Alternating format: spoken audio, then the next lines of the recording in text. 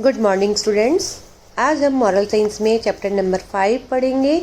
इसका टाइटल है self control यानी आत्मनियंत्रण, कि हम अपने आप पर कंट्रोल किस तरह से रख सकते हैं।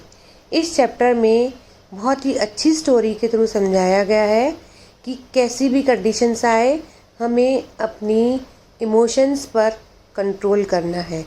ना दुख में ज़्यादा दुखी होना है, ना खुशी में ज़्यादा खुश होना है। इसका जो थॉट है वो है यू कैन विन और you can lose, you have to be ready for both.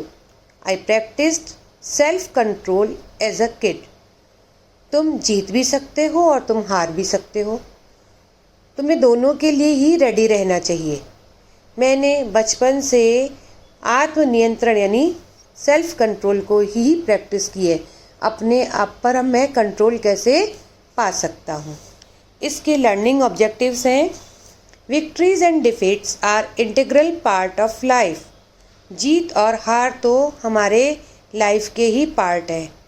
We need to have a full control over our emotions in both good and bad times.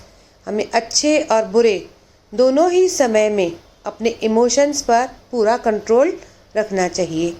Never lose heart when you unsuccessful and never lose your mind when you are successful.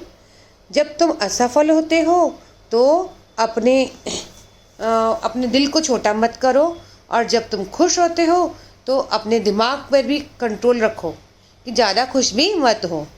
With self control comes the grace to live and respect during easy and tough times.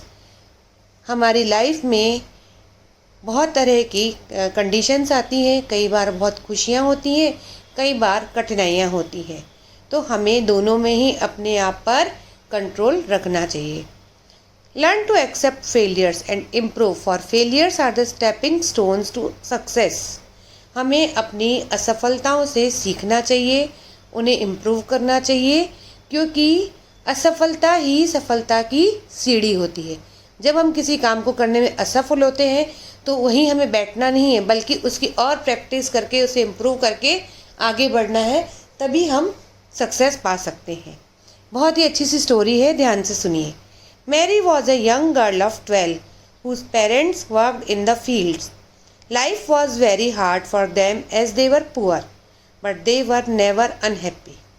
एक बच्ची है जिसका नाम है Mary, जो कि 12 साल की थी। वह अपने पेरेंट्स के साथ खेतों में रहती थी। उनकी लाइफ बहुत कठिन थी क्योंकि वे बहुत ही गरीब थे, लेकिन फिर भी वे दुखी नहीं थे।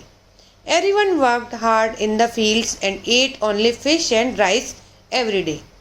सब खेतों में बहुत मेहनत करते थे और खाने में उन्हें हर दिन क्या मिलता था? सिर्फ चावल और मछली। If someone managed to catch a bird, it was a day of celebration. Another family would be invited to join in the with the meal. अगर किसी दिन वे किसी तरह से किसी पक्षी का शिकार करने में सफल हो जाते थे तो तुम मान लो वह उनके लिए एक पार्टी टाइम हो गया, सेलिब्रेशन का टाइम हो जाता था। तब किसी और फैमिली को अपने घर में इनवाइट करते और अपने साथ और उन्हें खाना खिलाते थे। Mary had a few toys. Her mother made her a rag doll and her father made a little wooden bed for it to sleep in. Other toys were just piece of broken crockery or kitchen tools or containers which had to be given back to be used to prepare the fish and rice. Mary के पास कुछ खिलौने थे जो उसकी mummy ने एक पुराने कपड़ों से एक डॉल बना दी थी, और उसके पापा ने छोटी सी लकड़ी से उसके लिए एक बेड बनाया था जिस पर वो उसे सुलाती थी। और दूसरे खिलौनों में उसके पास टूटी फूटी क्रॉकरी या किचन के कुछ बर्तन हो गए जिनसे कि वह फिश और राइस बनाते थे। Mary had a friend who lived nearby. Her name was Lin. The two girls made up stories about adventures on their horses. Mary की एक फ्रेंड थी जो उसके पास में ही रहती थी, उसका नाम था लिन। दोनों लड़कियां अपनी अपनी कहानियाँ बनाती थी जिसमें उनके घोड़े होते थे। Piece of rope were tied to their imaginary horses. They galloped too far away places where they found beautiful jewels in caves to bring home to make their parents rich. रस्सी के टुकड़ों से वे उन रस्सी से उन इमेजनरी काल्पनिक घोड़ों को बांधती थी और उन्हें दूर दूर ले जाते थे, जहाँ पर उन्हें गुफाओं में बहुत सारे हीरे जवाहरात मिलते थे जिनसे कि वे अपने पेरेंट्स को अमीर बना सके. They thought if they were rich they would be able to eat the kinds of dishes that kings and princes ate. Certainly not fish and rice. वे सोचती थी कि अगर वे भी अमीर होते तो उन्हें भी खाने में डिफरेंट टाइप की वैरायटीज़ मिलती, जैसे कि राजा और राजकुमारियाँ खाते हैं, ना कि खाली चावल और मछली. One winter the snow came early and stayed for a very long time. Everyone had their stores of rice in sacks kept safely away from rodents. Their dried and salted fish were hung high near the ceiling. एक बार सर्दी में इतनी ज़्यादा बर्फ़ पड़ी और वो बहुत ज़्यादा समय तक रही कि हर किसी ने अपने अपने घरों में चावल के बोरे भरकर चूहों से बचाकर सुरक्षित जगहों पर रख दिए थे, और उन्होंने मछलियों को भी नमक लगाकर सुखा दिया था और उसे छत पर लटका दिया था. Mary's mother was worried that there would not be enough food to last the winter. There was enough rice, but the fish were nearly used up. Soon most of the meals were made from rice alone. Mary की mummy बहुत चिंतित थी क्योंकि उनके पास पिछली सर्दियों की तरह इस बार ज़्यादा फूड नहीं था. उनके पास चावल तो काफ़ी थे, लेकिन जो मछली थी वो यूज़ हो चुकी थी, ख़त्म हो चुकी थी, और अब जो खाना था वह सिर्फ चावल से ही बन रहा था. Mary began to realize she actually loved to eat fish. The rice was so plain without it. She complained to her mother. She said she would not like to eat rice without fish. Mary को तब महसूस हुआ कि उसे वास्तव में मछली पसंद है और उसके बिना तो चावल बिल्कुल सादे लगते हैं.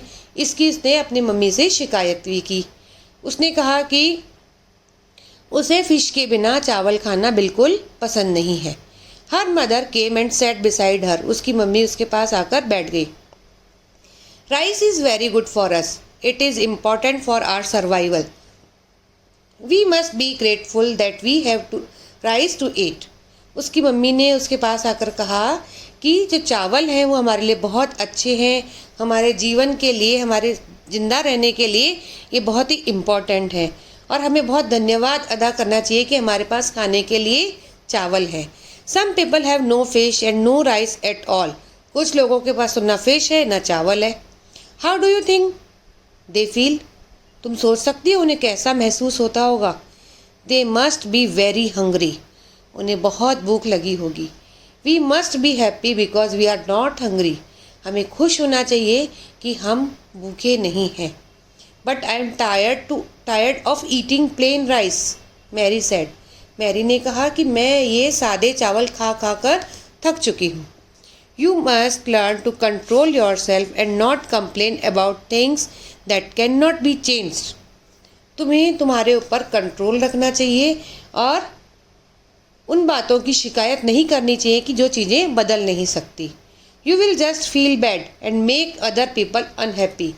तुम्हें ये महसूस होना चाहिए कि तुम्हारे इस बिहेवियर से दूसरे लोगों को भी दुख पहुंचता है. You do not want to make your father unhappy, do you. क्या तुम चाहते हो कि तुम्हारे पापा भी दुखी हो जाएं? If he sees you smiling and eating your rice he will not be upset because you are not complaining. अगर तुम मुस्कुराते हुए चावल खाओगी तो वे भी दुखी नहीं होंगे, और क्योंकि तुम उनसे शिकायत नहीं कर रही हो. He is grateful that we still have rice. He is happy about that and so am I. वह भगवान को बहुत धन्यवाद करते हैं कि हमारे पास चावल है. वह खुश भी है इस बात के लिए, और मैं भी बहुत खुश हूँ. You must learn to be happy with what you have, Mary's mother said. Mary की मम्मी ने कहा कि तुम्हें सीखना चाहिए कि जो कुछ तुम्हारे पास है तुम उसी में खुश रहो. Mary was not fully convinced but she kept quiet. Mary इस बात से पूरी तरह सहमत नहीं हुई, लेकिन वह चुप रही। A few days later she saw her friend Lin's family came to her house for meals until winter was over. कुछ दिनों बाद उसने देखा कि उसकी फ्रेंड लिन्स की फैमिली उनके घर पर खाने के लिए आई थी, जबकि सर्दियां खत्म हो चुकी थी। They had no fish no rice. उनके पास ना तो चावल थे और ना ही फिश थी। That made Mary very happy to be able to give them rice so that they would not starve. इससे मैरी को बहुत खुशी हुई कि वह उन्हें चावल दे सकती है और जिससे कि वे भूखे ना रहे। She never complained again. उसने आगे से कभी शिकायत नहीं की। She was very grateful to have enough to eat and she was happy to share it. वह इस बात का बहुत शुक्रगुजार करती थी, शुक्रिया अदा करती थी कि उसके पास खाने के लिए काफ़ी है और वह उन्हें दूसरों के साथ शेयर भी कर सकती है। बच्चों, इस कहानी से क्या सीखा आपने?